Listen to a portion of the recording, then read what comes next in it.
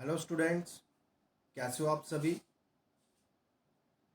आज के लेक्चर में हम यूनिट नंबर थर्ड एक्सरसाइज 3.4 का क्वेश्चन नंबर सेकंड को डिस्कस करेंगे।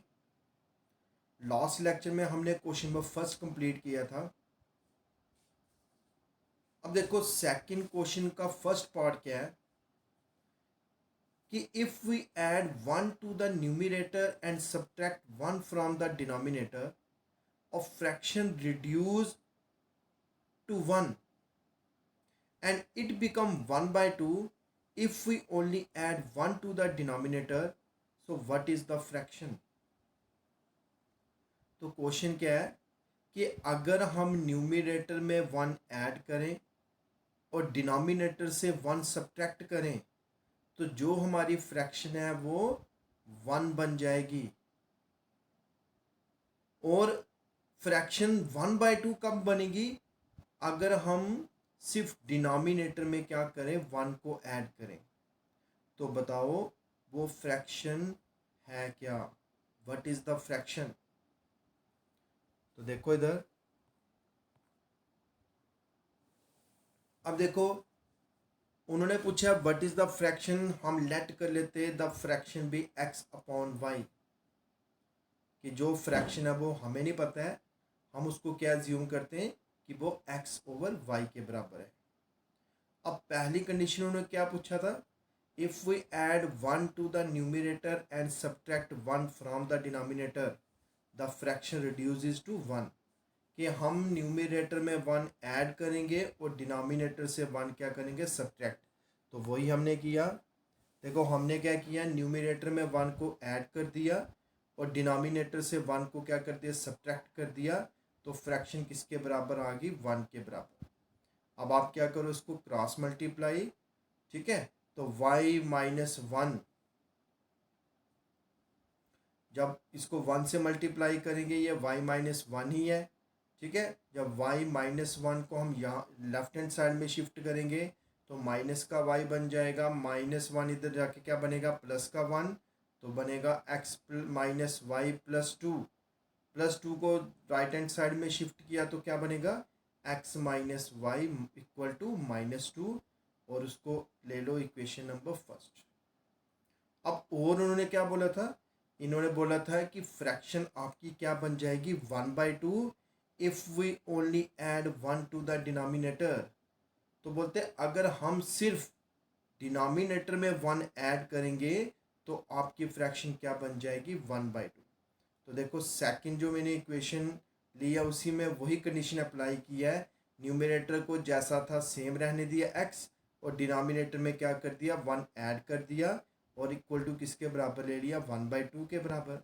अब इसको जब आप क्रॉस मल्टीप्लाई करोगे तो आपकी इक्वेशन फाइनल क्या बनेगी, 2x minus y equal to 1।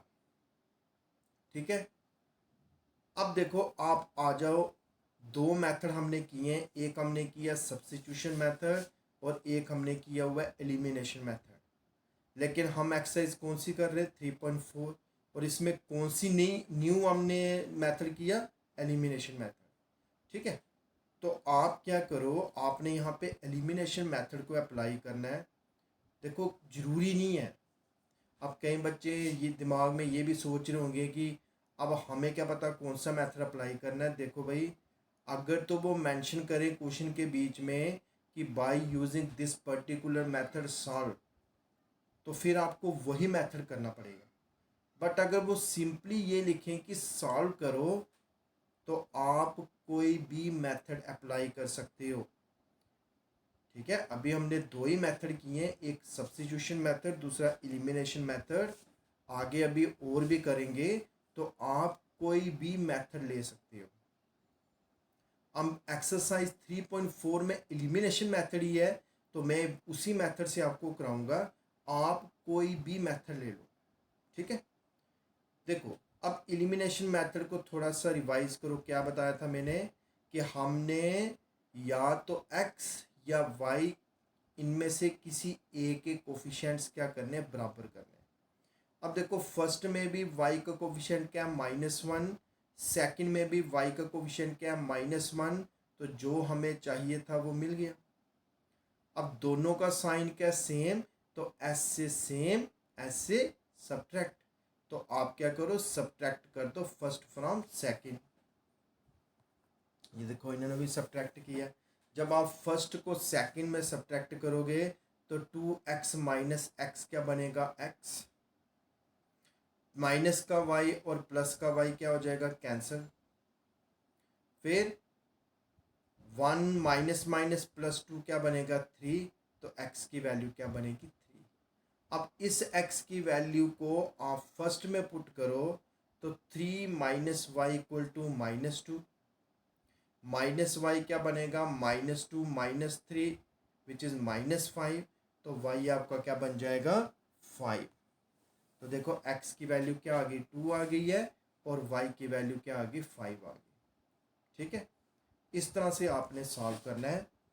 अब आप देखो उन्होंने क्या पूछी थी, फ्रैक्शन। तो हमने क्या ज्यूम की थी, फ्रैक्शन x अपॉन वाई। तो x आपका आ गया 3, y आपका बन गया 5। तो फ्रैक्शन क्या बन गई, इट इज 3/5। ये इसका फर्स्ट पार्ट था। अब आप सेकंड पार्ट पे आ जाओ।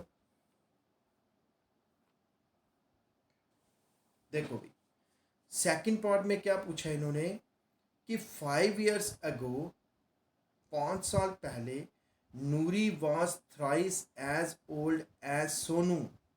कि जो नूरी की एज जो है वो सोनू की एज से 3 गुना ज़्यादा थी। 5 साल पहले की बात। 10 years लेटर, और आज से 10 साल बाद क्या होगा, Noori will be twice as old as Sonu. Noori की जो एज है वो सोनू की एज से 2 गुना बड़ी ज़्यादा हो जाएगी। तो बोलते हैं how old are Noori and Sonu. तो बताओ अभी नूरी और सोनू की क्या एज है। You have to find the present age of Noori and Sonu. ठीक है, याद रखना 5 साल पहले क्या हुआ था, वो सोनू के 3 times थी एज से। 10 years बाद क्या होगा, वो सोनू की एज से ट्वाइस बड़ी होगी। तो हमने क्या करना है, दोनों की प्रेजेंट एज को फाइंड करना है। ठीक है, आ जाओ आगे।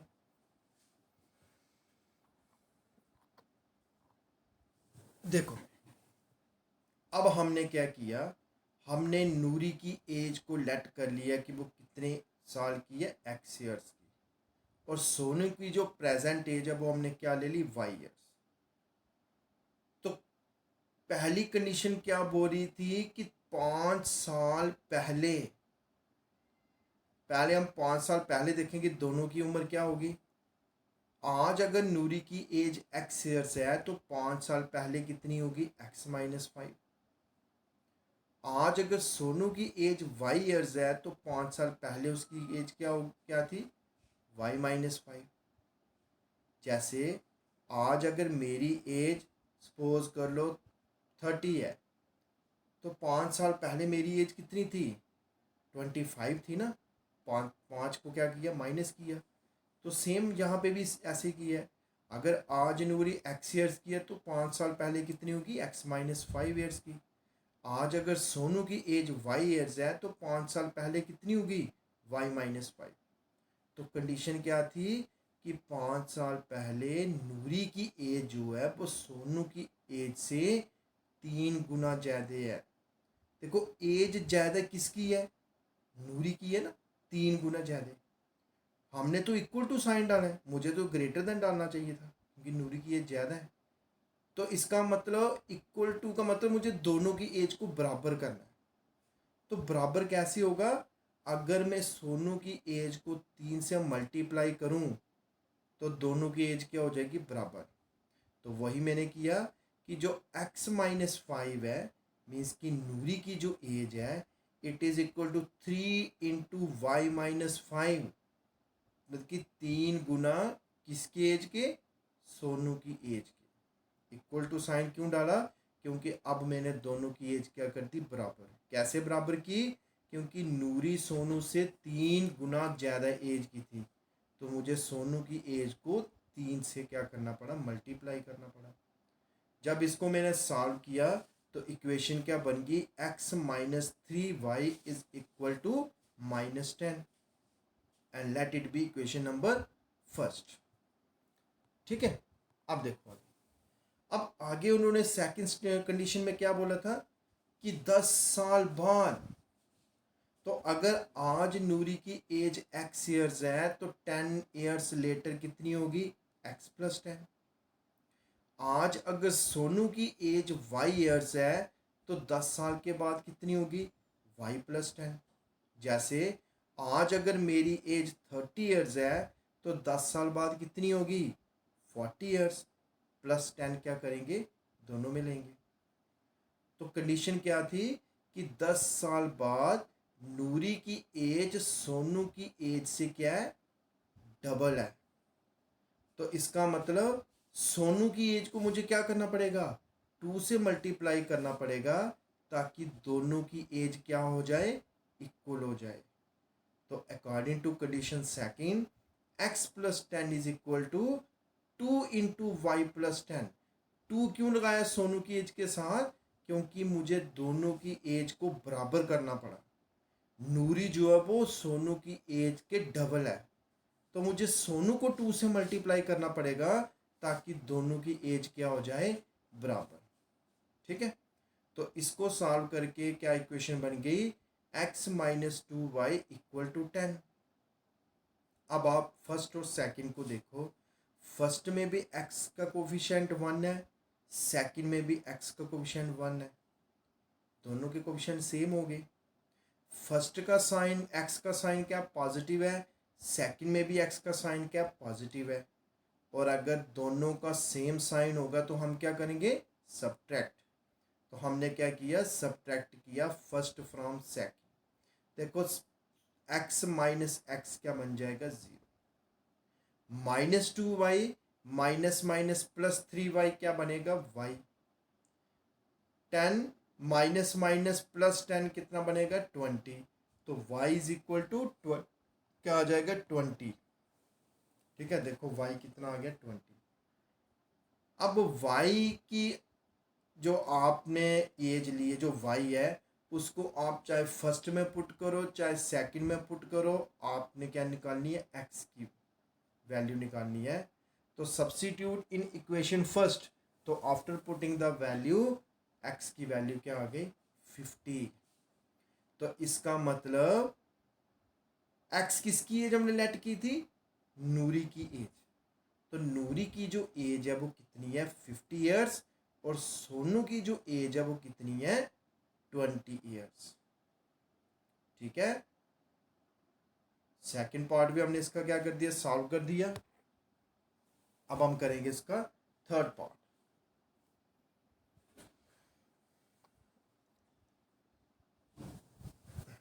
देखो भाई, थर्ड पार्ट पे आ जाओ। थर्ड पार्ट क्या है, the sum of the digits of a 2 digit number is 9। ये बहुत इंपॉर्टेंट क्वेश्चन है, इसको ध्यान से समझना। बोलते हमारे पास कोई एक 2 डिजिट नंबर है और उस 2 डिजिट नंबर के दोनों डिजिट्स का सम कितना है, 9। जैसे सपोज करो मैंने नंबर ले लिया 18। 18 एक 2 डिजिट नंबर है, तो 8 और 1 दोनों का सम कितना बन गया, 9। ऐसे ही कोई डिजिट है, कोई एक नंबर है 2 डिजिट नंबर, क्या पता वो 36 आ जाए, क्योंकि 6 प्लस 3 भी क्या होता है, 9 ही होता है। इस टाइप का कोई नंबर है जिसके दोनों डिजिट्स का सम कितना है, 9। ठीक, also 9 times this number is twice the number obtained by reversing the order of digits। ये कंडीशन दी है कि अगर उस नंबर का आप 9 से मल्टीप्लिकेशन करोगे वो किसके बराबर होगा, it is twice the number obtained by reversing the order। और अगर आप उसी नंबर का रिवर्स ऑर्डर करोगे और उसको 2 से मल्टीप्लाई करोगे तो बोलते दोनों नंबर आपस में क्या हो जाएंगे, इक्वल होंगे। तो बताओ कि वो दोनों नंबर कौन से हैं। देखो भाई, क्वेश्चन की जो वर्डिंग है वो थोड़ी सी हार्ड है। क्यों हार्ड लग रही है, क्योंकि आप फर्स्ट टाइम ये क्वेश्चन कर रहे हो। ठीक है, इस टाइप का क्वेश्चन आपने मेरे ख्याल में 9th में नहीं किया होगा, लेकिन अभी जब आप इस क्वेश्चन को समझोगे तो बिल्कुल आसान होगा। इसमें एक ही कंडीशन है, तो वही कंडीशन आपने समझनी है कि रिवर्स का मतलब क्या, कैसे रिवर्स करते हैं। ठीक है ना, कई बच्चे घबरा जाते हैं कि रिवर्स का मतलब क्या हुआ। तो अभी हम सॉल्व करते हैं, फिर आपको पूरा क्लियर हो जाएगा, डोंट वरी।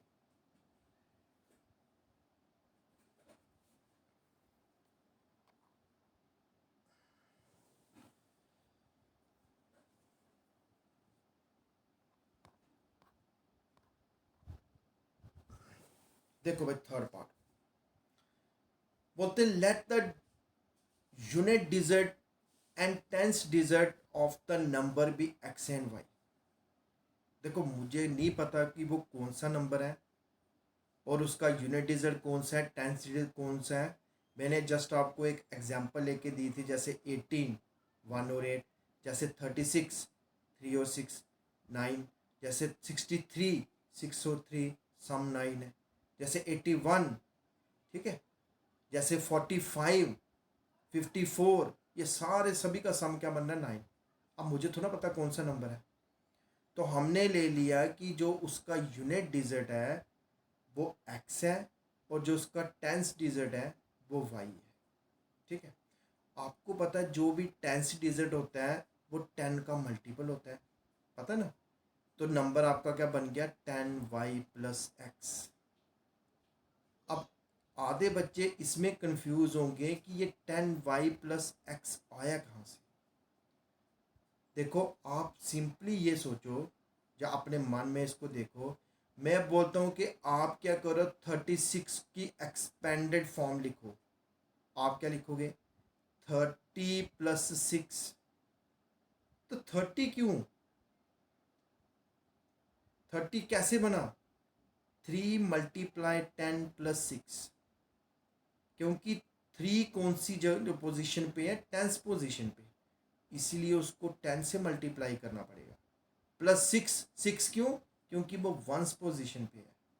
इसी तरह से y कौन सी पोजीशन पे है, 10th डिजिट है, तो y के साथ 10 को मल्टीप्लाई करना पड़ेगा प्लस x, जो कि एक यूनिट डिजिट है। मतलब कि मैंने इस नंबर को किस फॉर्म में लिखा, उसकी एक्सपेंडेड फॉर्म में। ठीक है, अब उन्होंने क्या बोला कि जब मैं इसको रिवर्स करूंगा, क्योंकि देखो कंडीशन ही यही है कि उसमें रिवर्स आ रहा है।